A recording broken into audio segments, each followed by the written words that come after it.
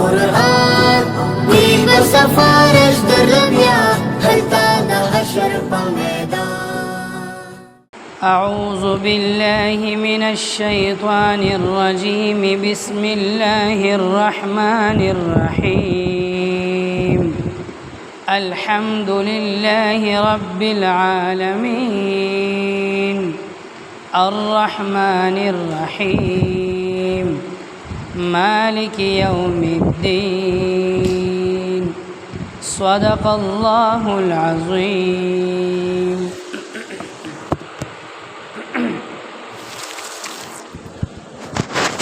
دا قرآن پاک اللہ جل شانہ د حضرت جبرائیل علیہ السلام په واسطه باندې په حضور پاک صلی الله علیه وسلم باندې سکم پدریش کاله کې لګ لګ موقع په موقع وخت په وخت نازل کړي دي. دا قرآن پاک چې نازلې دو نو کله کله با داسې هم وشو چې حضرت جبریل براغي نو یو مکمل او غټ صورت با نازل شو. لکه په اومه سپاره کې سورۃ الانعام یو صورت دی، په اومه سپاره کې شروع شوی دی او اتمه سپاره کې تمام شوی دی. تقریبا په باندې یو سپاره دی. د دې مکمل یو صورت د نازلېدو لپاره حضرت جبریل راغلی دی. کله کله به داسې مشو چې حضرت جبریل با د یو وړوکي صورت د نازلېدو لپاره راغی، لکه سورة الکوثر په عامه سپاره کې انا اعطیناک الکوثر فصل لربک وانحر ان شانئک هو الابتر. د دې وړوکي صورت لپاره حضرت جبریل علیه السلام مستقل راغلی دی. کله کله به داسې مشو چې د یو صورت د یو څو آیاتونو دپاره به حضرت جبریل مستقل راغی، لکه د عامه سپارې د سورة العلق اقرأ بسم ربک الذی خلق، د دې اولنی 5 آیاتونو دپاره حضرت جبریل مستقل راغلی دی. کله کله به داسې مشو چې د یو صورت د یو آیت لپاره به حضرت جبریل راغی او یو آیت په نازل شو. لکه قرآن پاک یو آیت دی الیوم اکملت لکم دینکم واتممت علیکم نعمتی ورضیت لکم الاسلام دینا. د دې یو آیت لپاره حضرت جبریل مستقل راغلی دی او یو آیت نازل شوی دی. کله کله به داسې مشو چې د یو صورت د یو آیت د یو وړوکي حصې دپاره د یو لفظ دپاره حضرت جبریل مستقل راغلی دی او یو لفظ نازل شوی دی. لکه 5مه سپاره کې سورة النساء کې یو آیت دی لا يستوي القاعدون من المؤمنين غیر اولی الضرر. د دې آیت په دې مینس کې یو لفظ دی غیر اولی الضرر، نو حضرت جبریل مستقل د دې یو لفظ د غیر اولی الضرر د نازلېدو دپاره راغلی دی. یعنی قرآن په دې انداز کې نازل شوی دی. کله چې به حضرت جبریل علیه السلام راغی او قرآن پاک په حضور پاک صلی الله علیه وسلم ته اورولو، نو نبی علیه السلام به ورپسې شاته پیوسته فوراً یو شان به حضرت جبریل پسې جبه خوځوله او قرآن به ورپسې لوستلو په دې یره باندې چې اسې نه ایر رانه نشي. نو د الله د طرف نه آیتونه نازل شو. 9مه سپاره سورة القیامه کې یو آیت دی لا تحرک به لسانک. زما محبوبه چې جبرائیل درته قرآن اوري نو ته پې ژبه مه خوځوه، ته ورپسې مه وایه، ته صرف توجه سره غوږ کېږده او واوره. دا قرآن ستا په سینه کې محفوظ کول او ستا په سینه کې اچول، د دې علمونه ستا په زړه کې راوستل، الله وایي دا زمون کار دی. نو د دې نه پس په بیا چې جبریل وحی اوروله نو حضور پاک په بالکل خاموش وو توجه سره به اوریدله او چې کله به حضرت جبریل واپس لاړو نو چې څومره وحی به نازل شوی و او هغوی به څومره تلاوت کړی هغه به د حضور پاک په سینه کې لفظ به لفظ حرف به حرف بالکل محفوظ و نه یو ټکی زیات او نه یو ټکی کم چې کله قرآن پاک نازلېدلو د عربو مختلف قبیلې وي مختلف قبایلو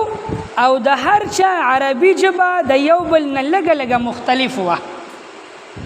نو چا به قرآن پاک د خپلې ژبې په انداز کې لوستو چا به د خپلې ژبې په انداز کې لوستو یو قبیلې والا به د بلې قبیلې والا په ژبه کې قرآن نشو لوستی ګران به ورته نو عربو ته او مسلمانانو صحابو ته د قرآن په لوستلو کې مشکل را پیښ شو چې مختلف قبایل دي او مختلف ژبې دي نو د چا په ژبه باندې قرآن اولولو نو نبی علیه الصلاۃ والسلام الله ته سوال وکړو یا الله امت مې ډېر عاجزه دي او عاجزان دي یو د بل په ژبه قرآن نشي لوستی لږ اجازت وکړه رخصت وکړه د الله د طرف نه اجازت شو ویل په دوو ژبو باندې اولولې په دوو قرائتونو باندې په دوو حرفونو باندې حضور بیا سوال وکړو یا الله اوس هم عاجزان دي لږ نورم رخصت وکړه داسې حضور پاک صلی الله علیه وسلم پیرې سوال کړی دي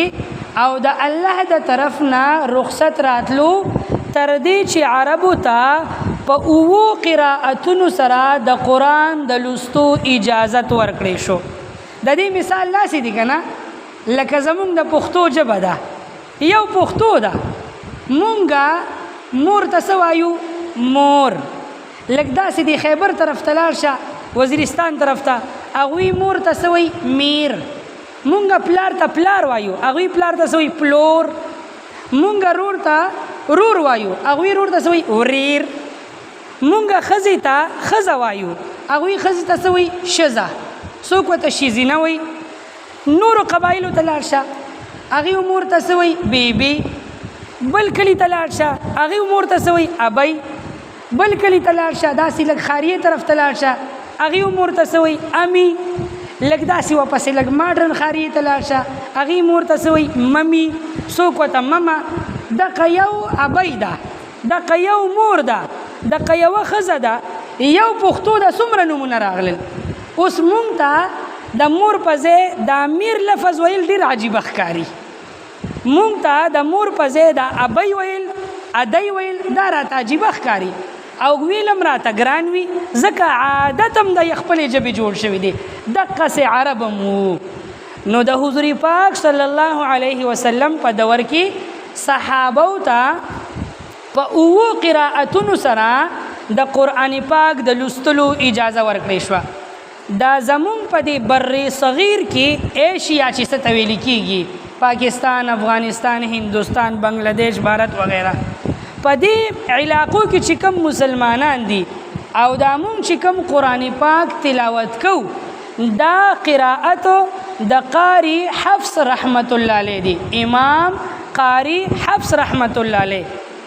دا نوم ځان سره یاد ساتئ نو مونږ د قاری حفص رحمت الله علیه په قرائت باندې قرآن لولو عربو کې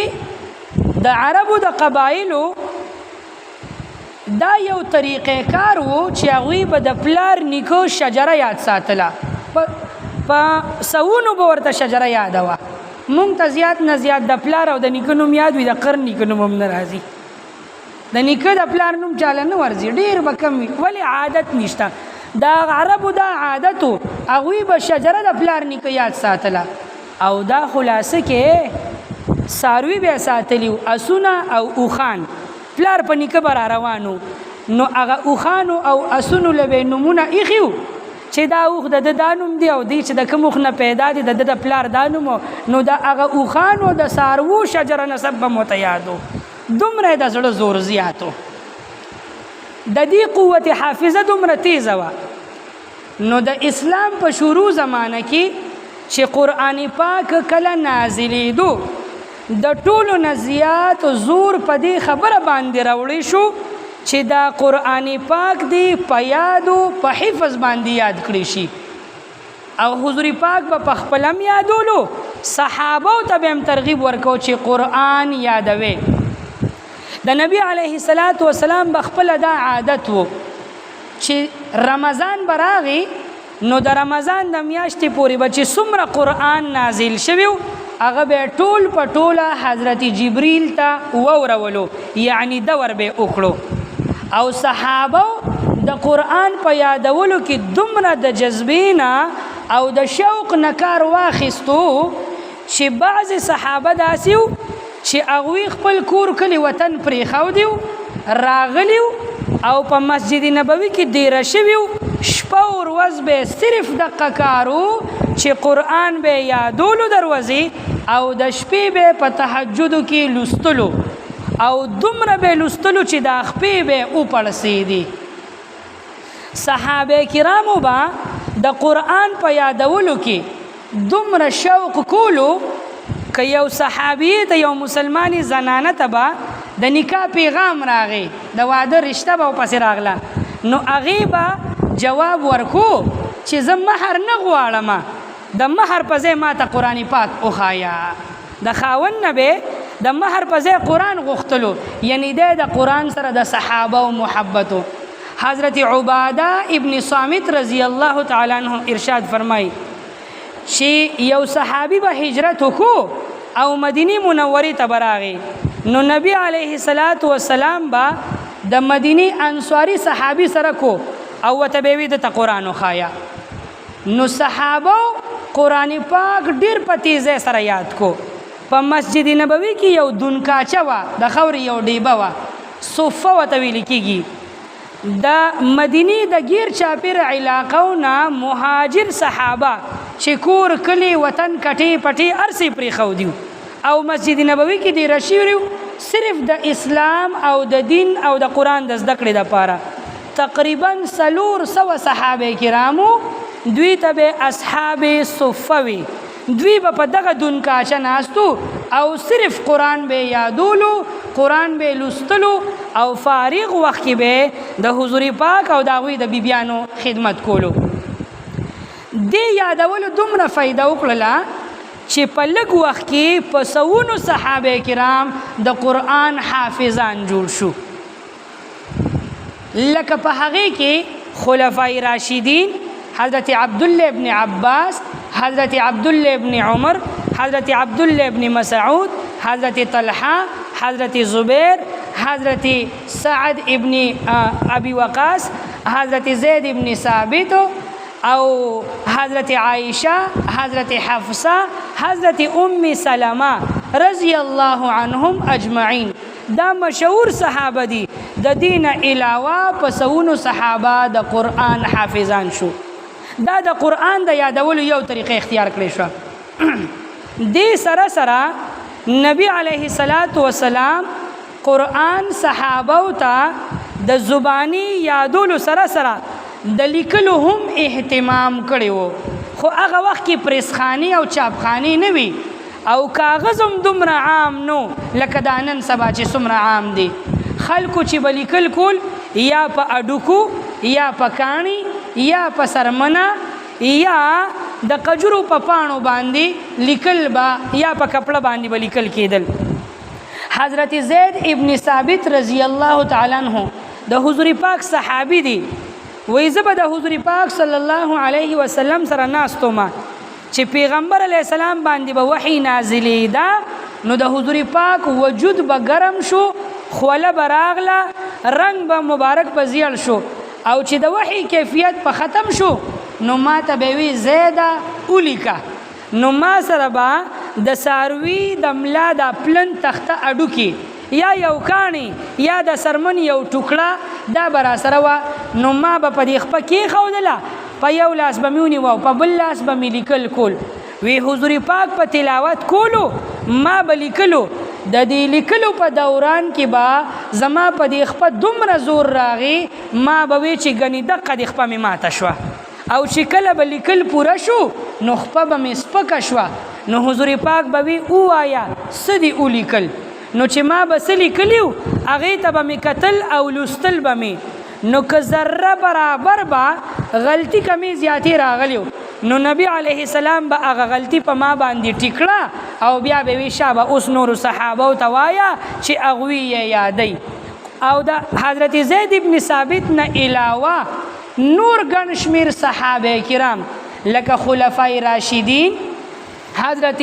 خالد ابن ولید حضرت حذیفه ابن یمان مغیره ابن شعبه او نور ګڼ شمېر صحابه داسې و چې دې ته به حضور پاک ویل چې وحي ولیکې نو دې صحابه کرامو به قرآن لیکلو خو دا لیکل به ډېر کم کېدل او مختلفو سیزونو باندې به کېدل یا د څاروي په اډوکي باندې یا په سرمنې باندې یا په کاڼي باندې یا په تخته باندې یا د ونو په پاڼو باندې او که چېرته لږ ډېر کاغذ به میلو شو نو په هغې به م لیکل کېدل دې صحابو ته به کاتبین وحي ویل چې کله د قرآن وحي نازلېدل پوره شو او قرآن تمام شو نو دا قرآن صحابو ته په سوونو په تعداد کې یاد وو بلکې په زرګونو په تعداد کې صحابو ته قرآن په یادو او دا قرآن لیکلو په شکل کې مختلفو صحابو ته مختلفې ټوکړې او مختلفې نسخې بیلې صحابو سره موجود وي او لیکلي وي دا قرآن لیکلي شکل کې د حضور پاک په دور کې په دې انداز کې لیکلی شوی د دې نه پس بیا قرآن څنګه یو نسخې ته راجمع شو او څنګه کتابي شکل ته وړېدو هغه به انشاءالله سبا درس کې شي زه بس دونه بس دی ښه سبحان ربک رب العزة عما یصفون وسلام علی المرسلین والحمد لله رب العالمین برحمتک یا ارحم الراحمین